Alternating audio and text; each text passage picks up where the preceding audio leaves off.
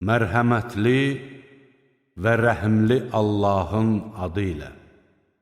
Yoxsa siz İbrahimin, İsmailin, İshakın, Yaqubun və onun nəslinin Yəhudi və yaxud xaçpərəst olduğunu deyirsiniz.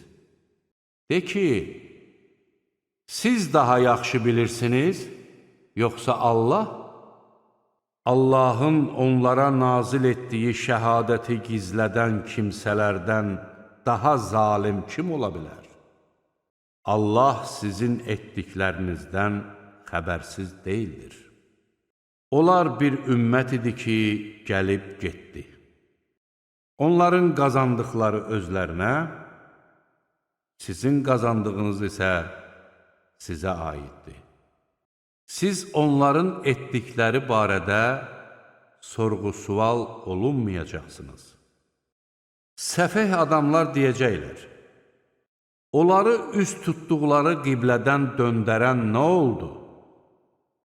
De ki, məşriq də, məğrib də Allahındır.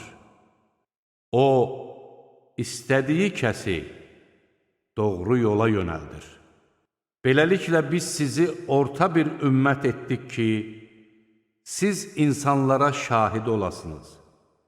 Peyğəmbər də sizə şahid olsun. Biz əvvəl üz tutduğun qibləni ancaq ona görə təyin etdik ki, Peyğəmbərin ardınca gedənləri üz döndərənlərdən fərqləndirək. Bu, Allahın doğru yola yönəltdiyi şəxslərdən başqa hamısına ağır gəldi. Allah sizin imanınızı puç etməz.